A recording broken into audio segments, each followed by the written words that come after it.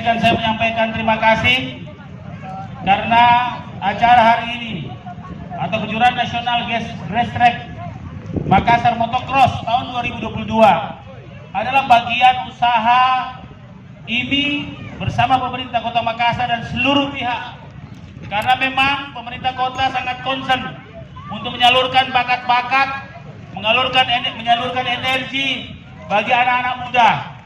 Dengan motocross ini tentunya akan memberikan tantangan penyaluran energi positif yang insya Allah akan menjadikan prestasi. Terima kasih kepada Ketua IMI, KKRMS, dan seluruh pengurus. Terima kasih kepada seluruh panitia. Terima kasih kepada KONI Kota Makassar, Kadispora Kota Makassar, dan seluruh pembalap. Insya Allah pemerintah kota tidak lama lagi akan memiliki sirkuit yang lengkap dengan sirkuit motocross. Kenapa seperti itu? Karena saya dulu pengurus ini sudah lama. Saya pengurus roda 2, roda 4. Jadi saya sangat juga bersama-sama KKRMS mencintai olahraga bermotor. Terima kasih. Lebih dan kurangnya mohon dimaafkan.